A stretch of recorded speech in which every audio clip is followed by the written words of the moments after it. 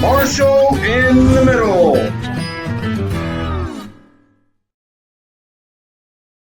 Whoop, whoop. Here I am with Ray, man, from Loose and Reckless on YouTube. Y'all go check him out. If you haven't checked out Ray, he's pretty loose and reckless over there, man. And guess what? I was a guest on the show. I'm proud to be a guest on the show, and I'm proud that he come on here. This is like a bonus episode from what we did on the NBC room. Everything seems to be boiling over. The comments are coming in. Van Schoonhoven's talking about wanting to do his own show. It's crazy. It's really cool. And so thanks for being on here with me. What I want to talk to you about is the Convention of States and what are you trying to accomplish with this? I don't kind of get what it is that's so anyway, help me out, man. Tell me the deal. Share your screen and do all the kind of magic you like to do, man. All right. I don't know if you know it, but your camera is frozen. Can you see me moving? Yeah, I see you moving good, man. I do. I see you great. I hear you. Audio is awesome, but your camera is frozen, so I don't know if that's going to come in the live screen. Can you see yourself moving? Yeah, I do. I see myself. Okay. Good. We'll figure it out.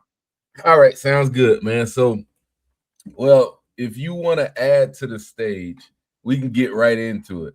You want to add to the stage? Yep, my webpage. All right. Convention to propose amendments to the United States Constitution. The convention to propose amendments to the United States Constitution also refers to as an Article 5 convention. State convention or amendatory convention is one of two methods authorized by the Article 5 of the Constitution.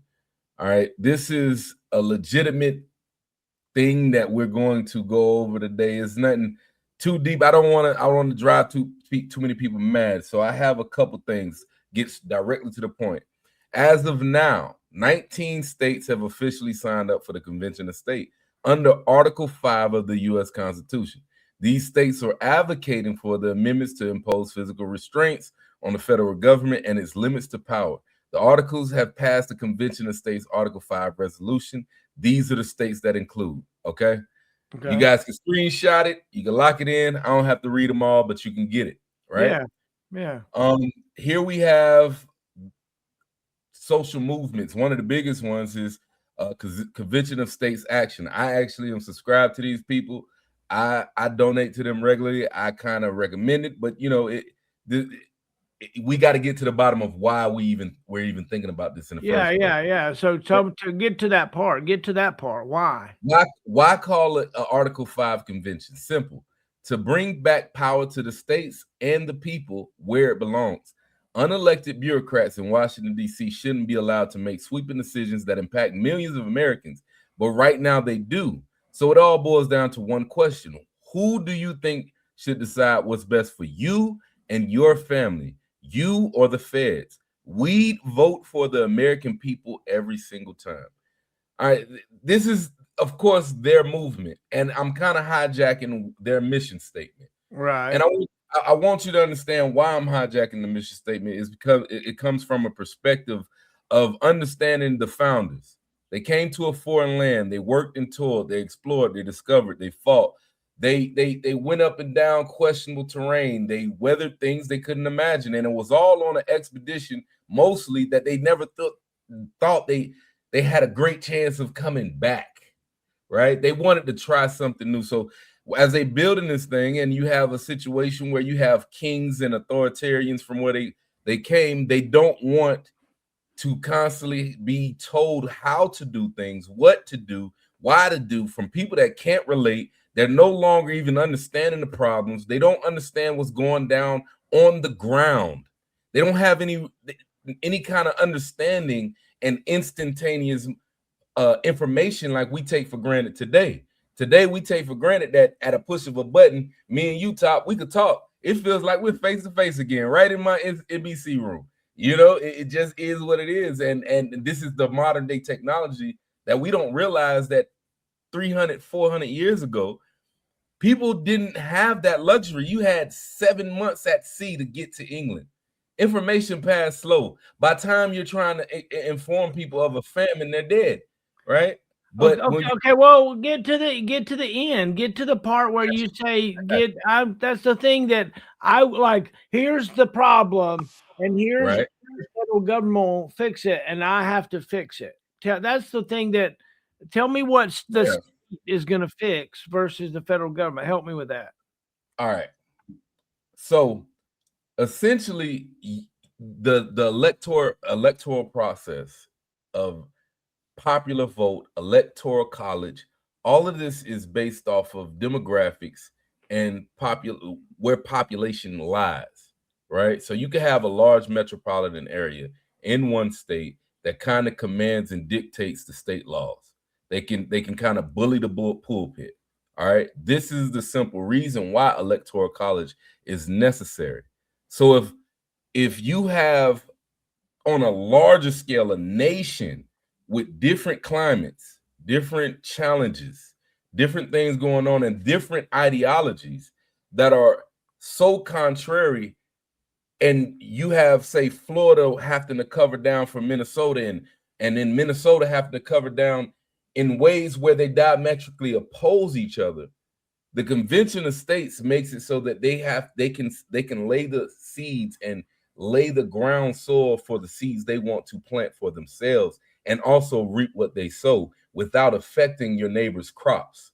Your neighbor's crops, you might not tend to your crops the way your neighbor's crops tends to his crops. So you deserve the reality and the sowing of the field that you've laid this year.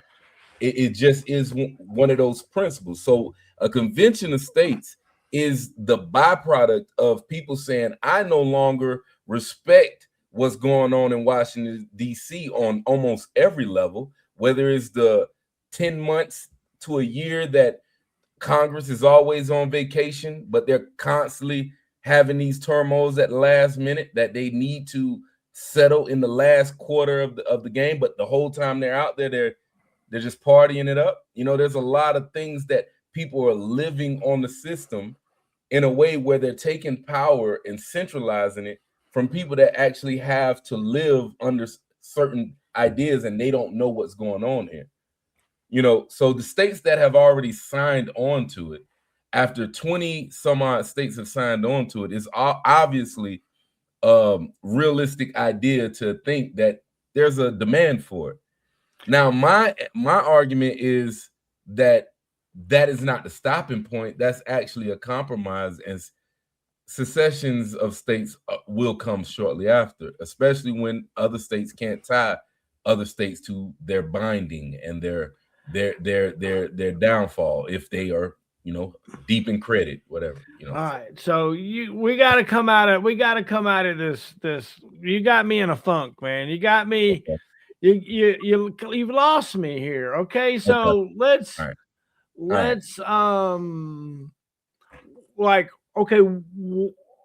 let's take a simple example. Okay, let's take a simple example. All right, so let's say that there's a parishioner in our local church, okay, a young lady that is with child, right? Okay.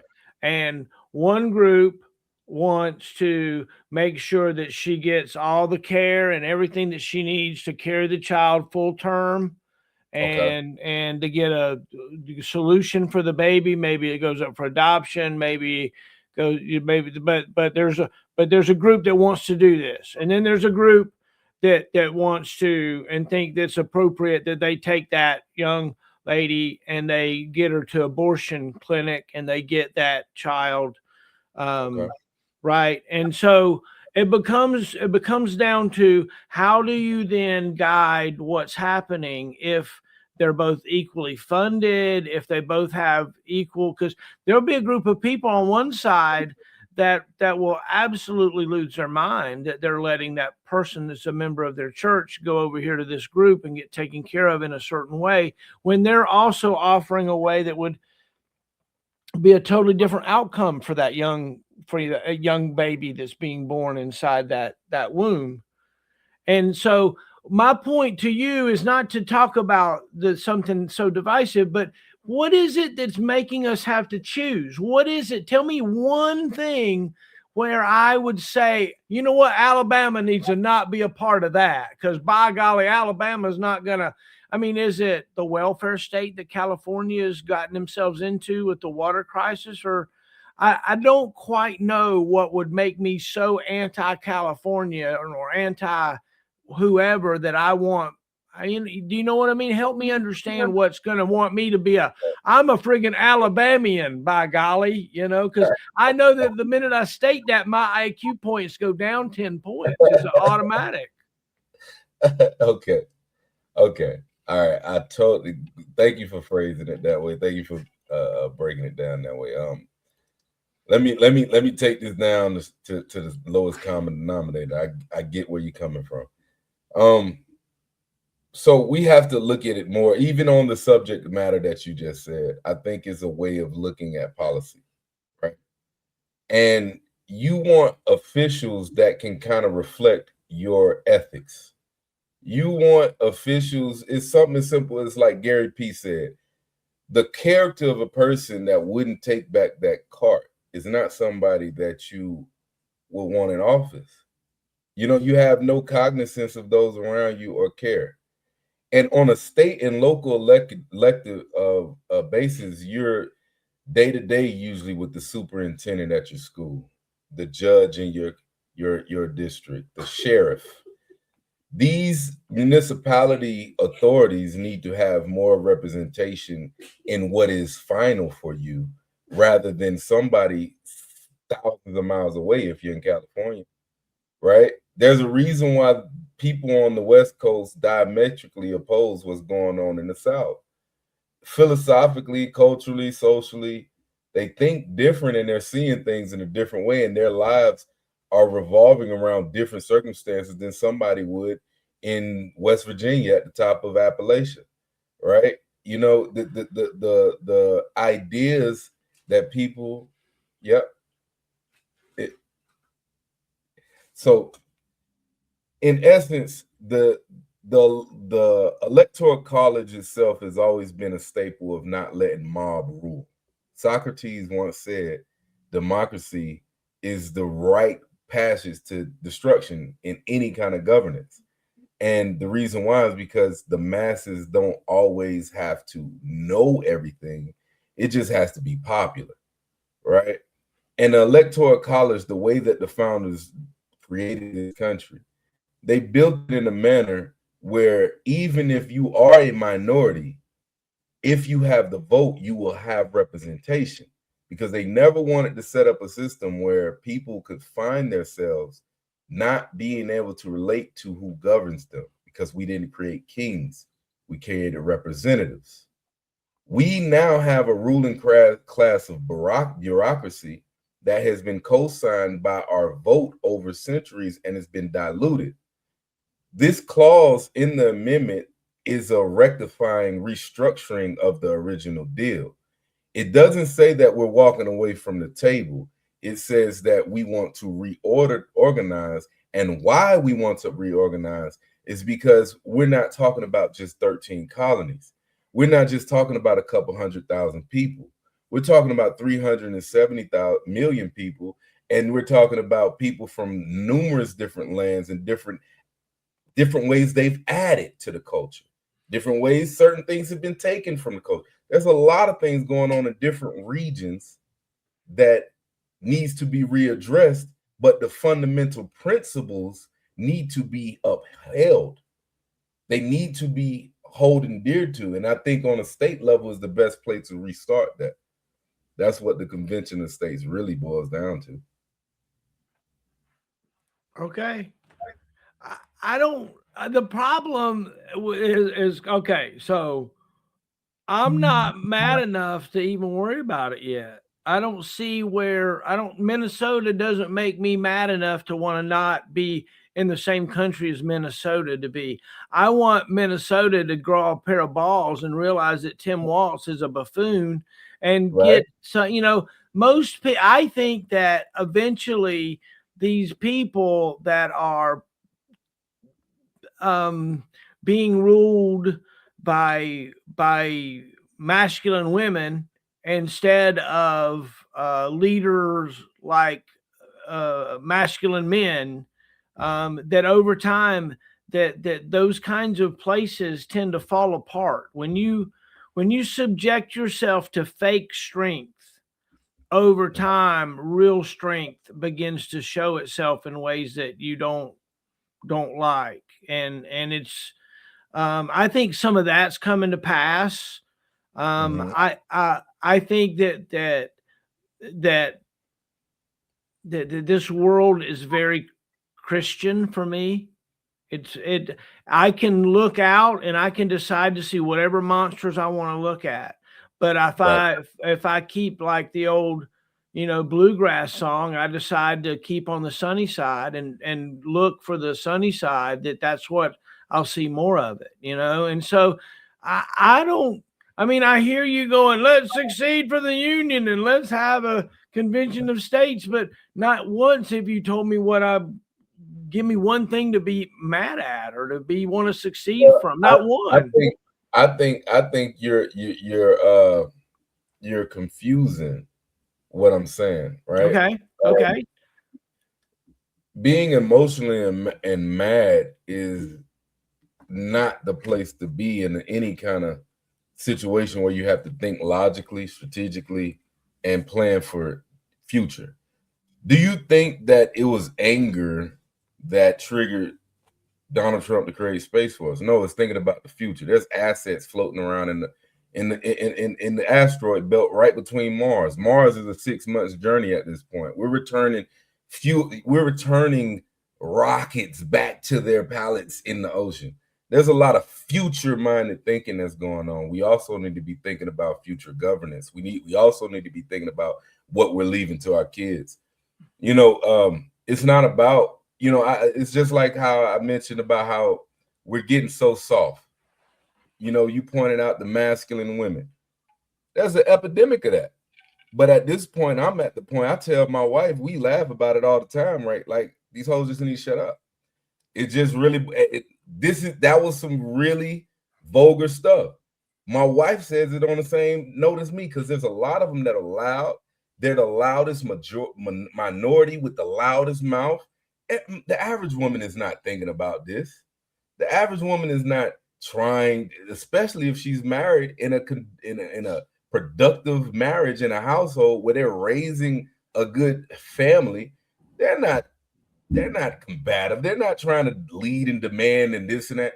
It's a mind psyop on the Western women, mostly because they got a lot of time on their hands. And I don't really entertain the emotional arguments they pose a lot of times, but we have overextended that Pandora's box with many a thing in our realm when it comes down to masculinity and femininity, where you got confusion at such a high level is why we are dysfunctional, But if you go back to the Convention of States situation, when you were talking about the abortion scenario where you got two sides to it, the beauty in that scenario I was trying to point out, in my opinion, is, in California, it may be popular to go ahead and, advise her to go get the abortion. And in Alabama, it may be popular to advise her to keep it, and everybody gather around and create community around her and the child. That's a part of culture and ethos. But the consequences of California can't be detached from the long-term consequences when we're already at a deficit as a nation in so many different things. From Alabama's choices versus California, they're tied, right? We all got to carry the same weight. And it's just about understanding that trajectory of where things going. Like I told you the other day, I really have no real desire to want to do this regularly. That's why I post so sporadically on Loose and Reckless. It's like when I get that itch and I'm like, oh, I'm finna drop an hour and a half of shit, I'm gonna do it. Man, weekly, I'm locked into my world. I got a beautiful routine. I got a wife that loves me, but I also see I got kids growing up. I don't want my daughter in public school. She doesn't even know what public school is. I like the freedom to do that. I don't want to live in a state that doesn't give me that freedom.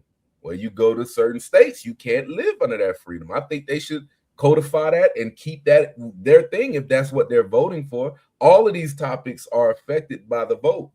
Every single topic is affected by the vote, and it cascades down over generations. So yeah, my life may be great right now. I'm fantastic. There's nothing really to be, let's go out here and rage out. No, there's no reason to do that. That's kind of foolish if you're not thinking long term. But long term, there's challenges that we're working on. I give you a little sneak peek of something. Hold on. Everybody, this is brought to you by Penny A. Cox, Esquire, attorney at law. Popo Penny, they call her. If the Popo station, you call Penny, 334-200-6222. We call that angel numbers right there. Angel numbers. Penny Cox, Esquire. She's waiting for your phone call. We're here with Ray from Loose and Reckless, and we got lots of loose and we got lots of reckless today. We got it going on. He's trying to convince me on why we need a convention of the states, and I'm trying to. I tell you, man, you still ain't convinced me about one simple thing that I need to be not with, Minnesota or Indiana. I want Texas on my side, man. I don't want to fight Texas, man. I don't want to fight Texas, I don't think convention of states is talk that what I'm advocating for isn't even about sides and fighting. I look at the markets. I'm an investor. The number one thing I do with my money is invest. I've been investing for about 12, 13 years. I got a wonderful portfolio. I'm good. But understanding investing, you have to be thinking about the markets, global, national, it's all things that you could see opportunity in. When I look at these states right here, these 19 states right here that have already signed, you can't name any staple positions that they may be opposed to one another for. You know what I mean? Like if you look at them, you're like, okay, Alabama, Alaska. What in the world do they have in common or not in common, or what could they desire to want to go ahead and jump into this convention of states? Right. So what is it? What is it? Is there a common theme? Like, does Alabama want term limits and Arizona want? I don't know. Tell me. So that would be interesting to find out. There's a number of things. We can go to the wiki and it breaks down every complaint that each state, even if they have numerous, of why and when, right? So they have it's a long form type of thing to do. Okay. Do it right now, if you got some time. I mean, I don't have no problem.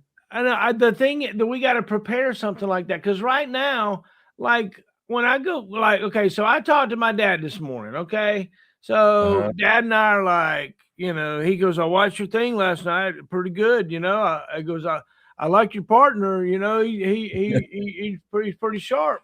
And I said, yeah, we started talking about this convention of states stuff, and it takes 34 and the 38, and I was going over the details because I was in the middle of making that other video that I did.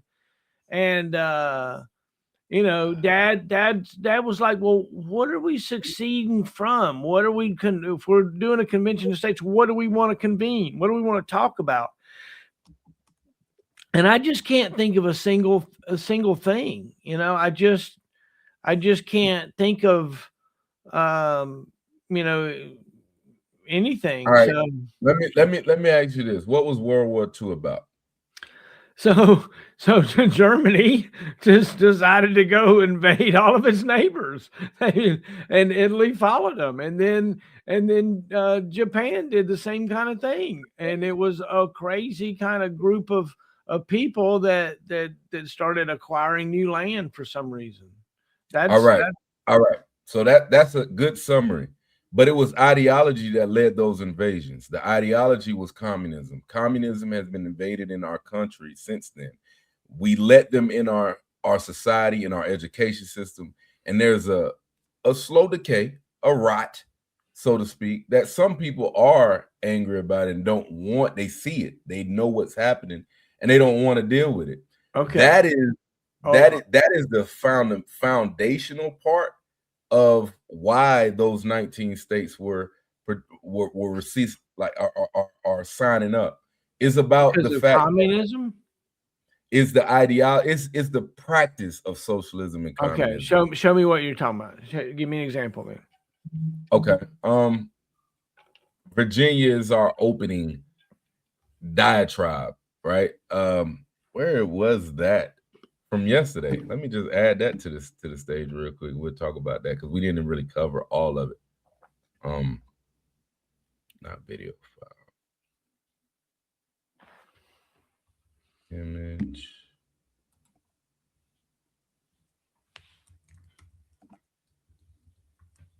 Screen.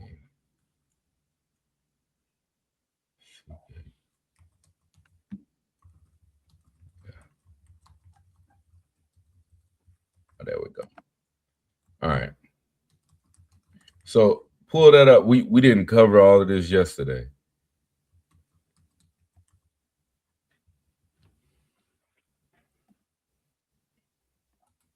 Right there, pictured bullet point. Okay. Right. We got halfway down it, right?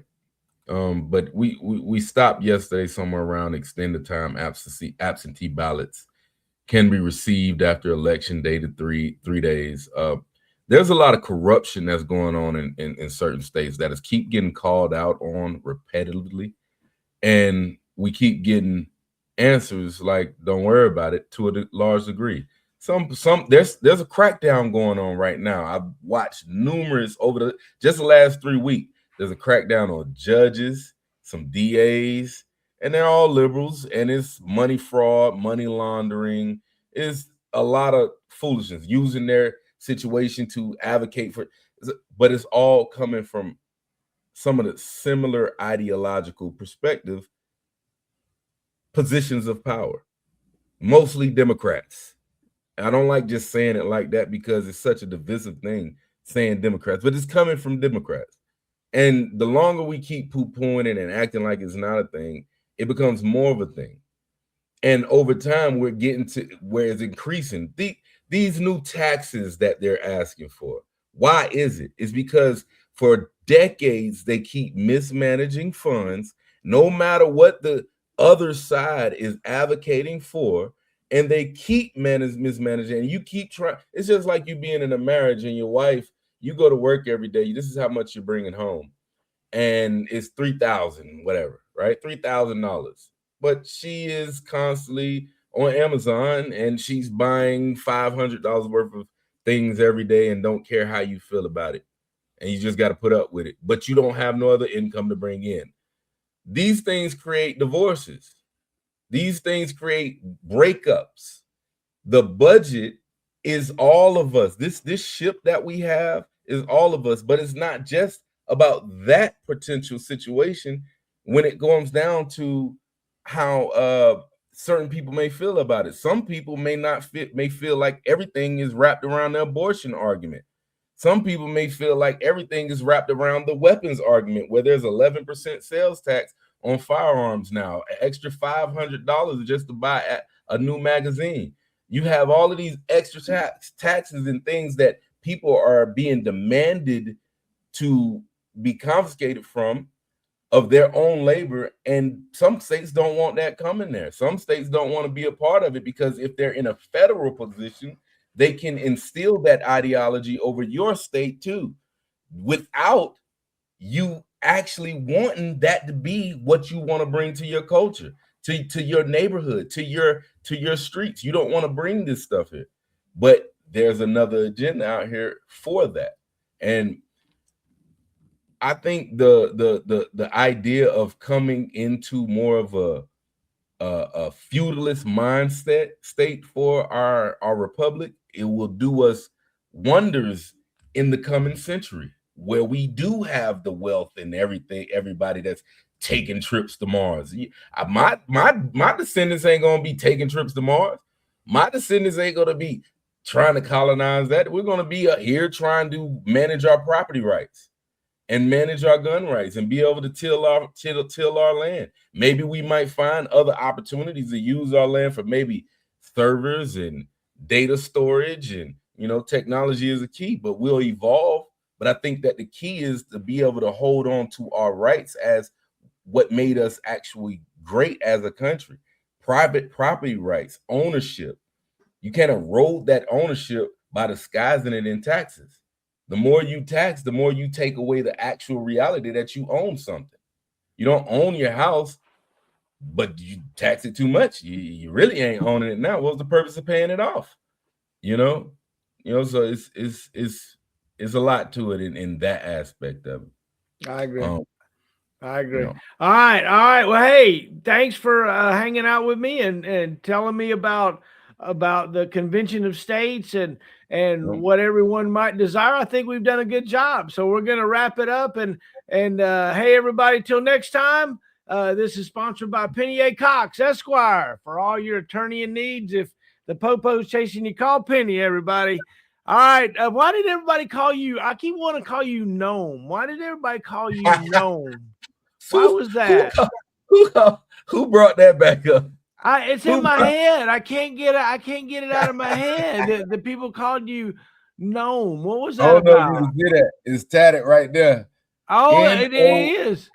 Noane. You remember I used to be a rapper, right? Yeah. Yeah. So that was my rap name, and it was basically what did all rappers want to be? They wanted to be known. So I spelled it in a different way. The acronym is NOANE, nonchalantly overachieving at nearly everything. Oh, yay, that's it. See, and we're here with Known, everybody. See, that's awesome, man. I knew there was a reason. The Holy Spirit was telling me something about that, man. All right, love you, man. Love you too, brother. I know. Marshall in the middle.